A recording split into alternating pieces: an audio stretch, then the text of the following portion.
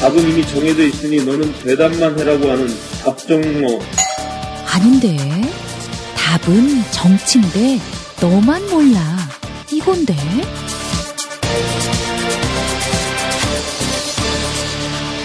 국민보좌관 김성회의 답정너.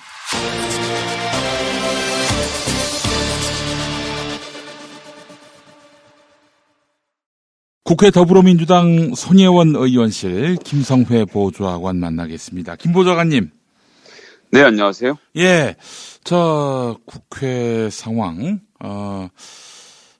자유한국당이 이래도 우리를 찍을 거냐라고 운동을 하고 있는 것 같은데 말이죠.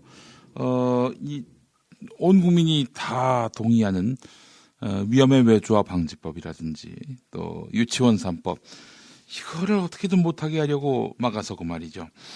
여론의 분위기가 심상치 않으니까 일단 김용균 노동자 관련법은 또 통과를 시켰어요. 이거 어떻게 봐야 됩니까? 예, 통과를 시키면서 여러 가지 또 틈을 벌려놔서요. 네. 지금 이제 위험의 외주화는 이제 쉽게 얘기하면 기업들이 위험한 일을 직접 담당하지 않고 다른 회사를 통해서 일을 하게 하는 건데, 여기서 이제 이걸 웃긴다고 해야 될지 참 나이런이라고 해야 할지 사업장이 같습니다. 한 공장에서 일을 하는데 어떤 사람이 위험한 일을 하면 그 사람은 정규 직원이 아니고 하청업체 직원이고. 예.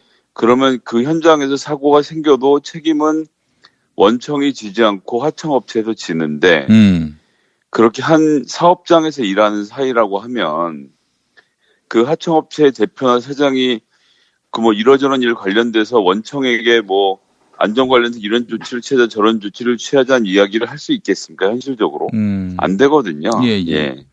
그런 하청업체의 사정을 아니 원청은 그냥 모른 척하는 것이고 하청업체는 그 비정규직들을 고용해서 위험한 일을 시키고 이것이 사고로 이어져서 최근에 계속되는 사고들을 보면 하청업체 노동자들이 사고를 당하는데 이건 이제 두 가지로 나눠서 봐야 하는데요. 첫 번째는 위험한 일을 하청업체에 시키기 때문입니다. 예. 그러니까 이것은 원청이 잘못하는 거죠. 이게 위험의 외주화를 시키는 것이고 이번에 정부 안도 그렇고 민주당 안도 그렇고 최소한의 범위에서 정말 위험한 일들 법으로 정하는 것들에 대해서는 외주화를 하지 못하고 직접 하게 만들자라는 것이고 예. 그리고 원청에게까지 책임을 지우자. 그러니까 제가 지금 말씀드렸지만 한 사업장에서 조립을 하는 사람은 원청에서 일하는 사람이고 그 옆에서 컨베이어 벨트를 지켜본 사람 하청이라고 하면 하청이 사고 나는 것을 원청이 책임지지 않는다는 것은 하청이 독립적으로 그 안에서 업무를 보아야 한다는 것인데 예. 조금 전에 설명드렸지만 하청이 그렇게 할 수가 없거든요. 원청의 눈치를 봐야 하는 상황이라서. 예. 그리고 이제 또 산재 같은 것이 생기고 이러면 원청과 하청의 계약을 할 때 산재율을 몇 % 정해놓고 할 거 아닙니까? 그럼 산재율이 높아지면 하청업체를 갈아치우면 되는 거예요. 그러니까 위험을 내몰고 실제로 위험한 일이 생기면 하청업체를 갈아치워서 모른 척했던 것을 원청에게 일부 책임을 물리는 것으로 법 개정을 하는 것이죠. 이것은 굉장히 당연한 수순이라고 보고요. 그래서 첫 번째 그런 측면이 있지만 두 번째를 놓고 보면 사실은 이런 위험한 일을 만약 원청의 노동자들이 직접 했다면 노조원들이 직접 했다면 어땠을까라는 생각도 저희가 해봐야 될 때가 됐다고 저는 생각합니다. 무슨 얘기냐 하면 단체 교섭권을 갖고 있는 노동조합에 속한 노동자들이 이러한 위험한 일들, 아까 전에 했던 이런 것들을 맡게 되면 당연히 혼자는 하지 않습니다. 그렇죠. 2인 1조를 만든다든지 3인 1조를 만든다든지 3교대를 한다든지 이런 것들을 철저하게 지키라고 회사에다 요구할 수 있거든요. 노동조합은 힘이 있기 때문에 그런 것을 충분히 해낼 수가 있습니다. 그렇게 해서 사실은 위험한 일을 원청이 맡고 위험하지 않은 일을 외주를 져야 하는데 그렇기 때문에 전 지금 이 위험의 외주화라고 불리는 것을 아주 단순하게 만들어서 기업에게만 책임을 전가할 수 있는 문제가 아니라고 보고요. 그런 문제에서 노조가 자기 일로 생각하고 함께 싸웠어야 했는데 이제 전 그런 점에 부족했다는 이야기를 좀 꼭 드려야 할 것 같습니다. 말씀드린 대로 노조가 이것을 정말 이 일을 맡아서 하는 중이었다면 이런 사고들을 미연에 방지할 수 있는 여러 해결책들을 사측과 논의하지 않았을까라는 아쉬움. 이것을 외부로 돌리고 모른 척하는 것은 같은 사업장에서 일하는 노동자들끼리 연대감이 좀 부족하지 않았나. 노동자 그런 마음을 아쉬움이 노동자가 알지 누가 알아요? 네, 그렇습니다. 예. 안타깝습니다. 이 사실 위험의 외주화 어떻게든 이 사람값을 싸게 매겨서 이윤을 극대화하려는 이런 사용자에게도 분명히 문제가 있지만 이런 사정을 모를 리 없는 그런 정규 직원들의 이 못 본 척하는 태도 이건 역시 함께 우리가 자성해야 될 일이 아닌가 생각이 드는데 자 어쨌든 김용균 씨 법이 통과가 됐는데 이 어떻게 위험의 외주화가 근절될 수 있는 법안이었나요? 근절될 수 있다라고 지금 이야기할 수 없다고 생각하고요. 어떤 기본 틀을 만들었다는 점에서 저희는 좀 그런 것에 대해서 일단은 일을 진행해야 될 것 같고 이제 범위에 대해서 시행령으로 넘겨서 더 토론을 하기로 했거든요. 정보로 공이 넘어갔는데 그런 상황에서 아마도 또 많은 이해 관계자들이 달겨들어서 시행령을 어떻게 만들 것인지에 대해서 많이 싸우게 될 것 같은데 어떻게든 경영계는 하여간 이 법안이 그 맹탕이 되도록 희석시키려고 애를 쓸 것이고 아무래도 그런 거 아니겠습니까? 예, 어제 아침 중앙일보 기사 일면에 나왔던 명동에서의 장사하신 분들 얘기 저는 힘든 것이 있다고 생각합니다만 거기가 지금 평당 임대료가 300, 400, 500이 넘어가는 지역이라고 하는 거 아닙니까? 평당입니다. 평당. 예.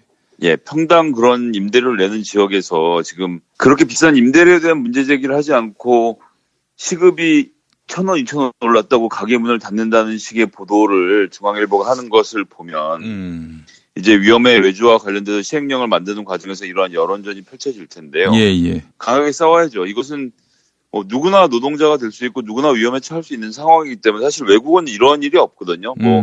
멀리 갈 것도 없이 영국 같은 경우도 제목이 기업 살인법입니다. 기업 살인법. 기업이 사람을 죽이면 살인으로 생각하겠다라고 법명을 정하고 그렇게 해서 사업자에 대한 처벌을 아주 강화했거든요. 그러면서 산업재해와 산업재해 사망률이 많이 떨어졌다는 거예요. 그러니까 제가 몇 번 김용민 브리핑 통해 설명드렸고 또 우리 이원배 기자님도 말씀을 하셨는데 이 위험과 관련돼서 이런 문제들 생겼을 때 기업에게 징벌적 손해배상을 내리면 기업체가 한 사람의 희생으로 자기들이 벌어들일 수 있는 수익을 생각해서 한 사람 비용 물어주고 말지 이렇게 생각할 수 없게 만들어 버려서 그 죄에 따라서는 그들이 알고도 위험으로 사지로 사람을 몰았다고 하면 천문학적인 액수를 배상하게 만들면 기업이 이 문화를 바로 잡거든요. 이거 못하는 게 아닙니다. 안 하는 거지. 그렇기 때문에 저는 이런 부분에 대해서도 앞으로 계속 좀 논의를 해야 된다고 생각하고요.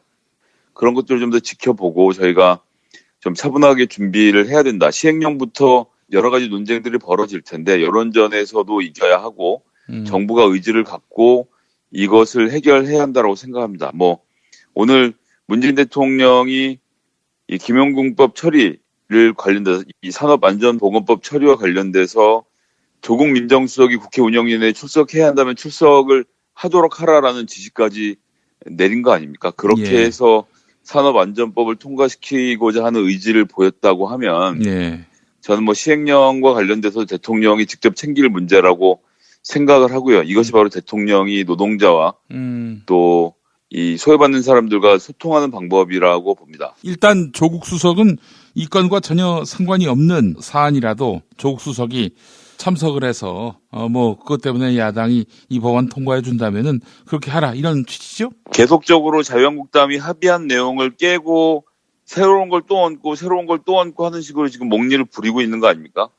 그것을 다 참아가면서 여당이 운영을 하는 데다 이제 또 갑자기 또 운영위원회를 소집해서 조국 수석을 부르겠다라고 했는데 대통령이 이것까지 받아들여서 다시 지금 하고 있는 상황. 전 진짜 분통이 터진다는 말씀밖에 드릴 수 없을 것 같은데요.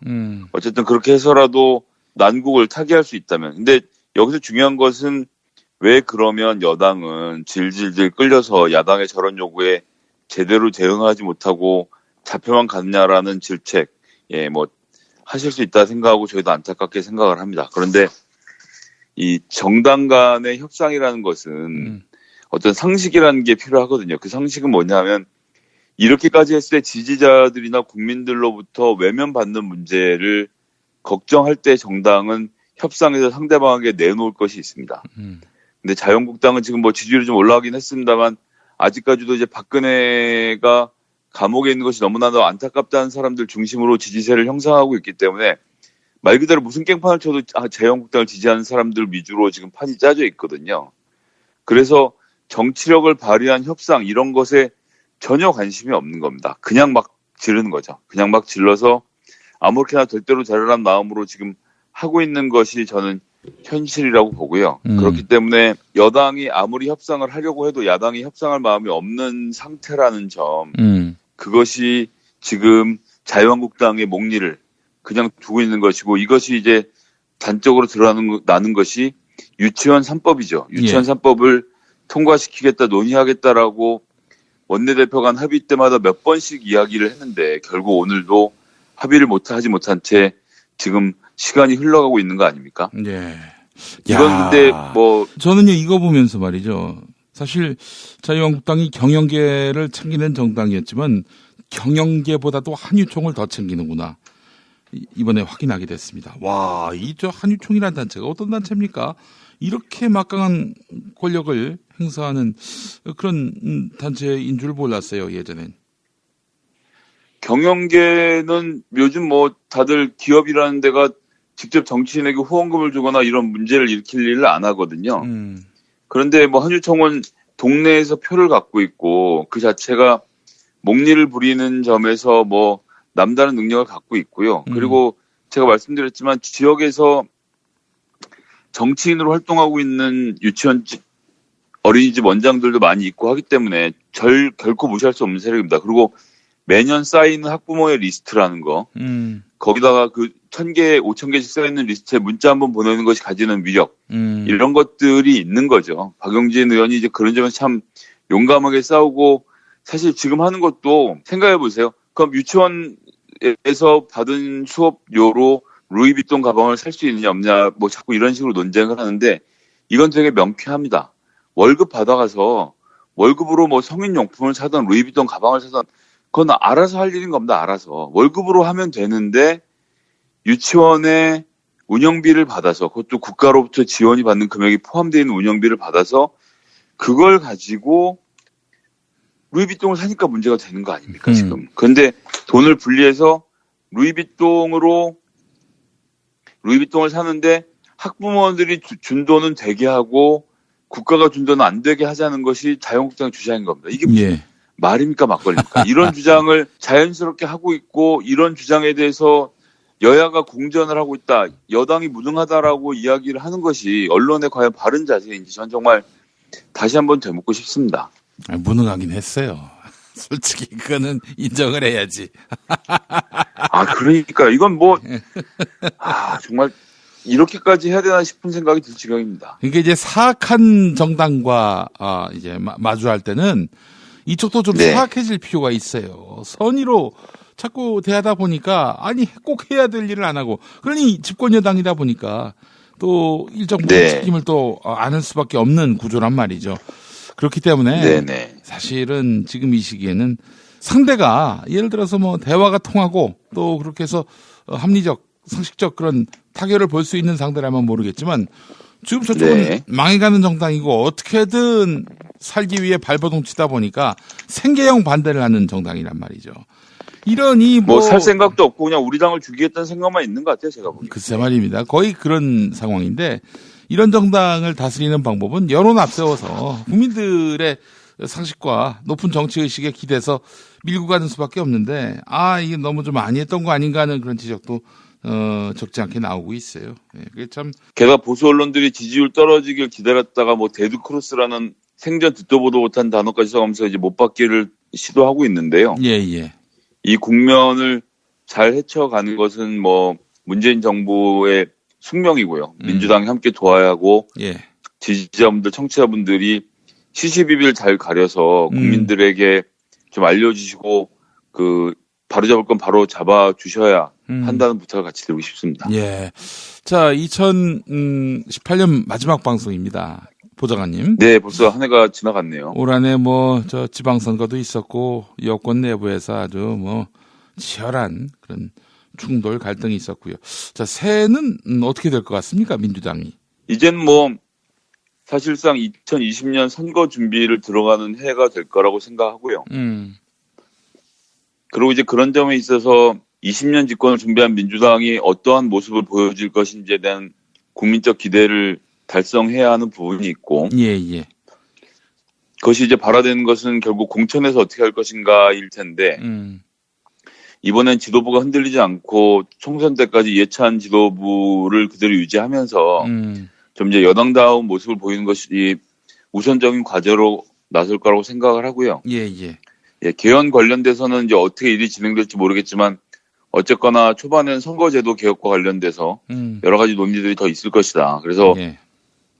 연동형 비례대표제든 아니면 권역별 비례대표제든 비례대표의 권한을 강화하는 문제에 대한 여러 가지 토의들이 있는 것이 사실인데 이런 부분들을 어떻게 잘 해결할 것인지를 상반기에 좀 지켜봐야 할 것 같다는 생각이 들고요. 예. 그러고 이제 하반기 되면 사실상 뭐 선거 전으로 뛰어들어서 각 지역에서 어떻게 할 것인가. 그리고 이제 문재인 정부의 중간 평가 성격을 띠는 선거가 2020년에 벌어지지 않겠나라는 생각이고, 그런 면에 있어서 새로운 신진 세력들, 또 세대 교체 이런 것들이 어떻게 이루어지게 될지, 각 정당이 어떤 모습을 보이게 될지, 당장 2달 남은 자유한국당의 당대표 선거를 통해서 어떠한 당대표가 새로 선출되고 어떤 리더십을 보일지도 좀 같이 지켜봐야 될 것 같습니다. 예, 그래요. 민주당은 무엇보다도, 이 기존에 그 의석을 갖고 있는 혹은 뭐 지역의 맹주라 불리는 이들이 공천권 이런 것들을 행사하지 못하도록 이 공천의 전반이 투명하게 관리돼야 하고, 어느 누구라도 이 결과에 대해서 승복할 수 있도록 그 시스템화 해야 되겠죠? 그렇게 하지 않으면 살아남을 수 없고, 다음번 총선에서 제대로 된 결과를 보여주지 못하면 민주당 여러 가지로 어려움을 겪게 될 것이거든요. 멀리 갈 것도 없이 지금 그 국회 선진화법 때문에 얼마나 많은 고통을 국민들이 받고 계십니까? 사실은 지금 유치원 3법도 그렇고 위험의 외주업법도 그렇고 너무 당연하고 국민들의 절대적인 지지를 받는 법조차도 그러니까 자기 지지자들조차도 등을 돌리는데 자유한국당은 아무 일 없다는 듯이 저렇게 목리를 부리고 있는 것이 현실이거든요. 그다음에 이런 문제를 바로잡기 위해서라도 저는 다음번 총선에서 민주당이 압도적으로 한번 승리할 필요가 있다. 이제 그럴 자격이 있는 정당이 될 것인가에 대해서는 국민 여러분들이 준엄한 심판을 하실 것이기 때문에 내년 1년 동안 그런 문제에 대해서 좀 성실하게 열심히 하는 모습을 보여드려야 하지 않겠나라고 생각합니다. 그래, 국민의 신임을 얻는 민주당이 돼야 한다는 거죠. 네, 그렇습니다. 그런 민주당이 될 수 있을지 함께 지켜보도록 하겠습니다. 자, 김성회 보좌관님 한 해 동안 고생하셨고 내년에 또 뵙겠습니다. 네, 청취자분도 새해 복 많이 받으시고요. 김영 PD님도 내년 한 해 또 잘 부탁드리겠습니다. 아이고 감사합니다. 고맙습니다. 네, 감사합니다.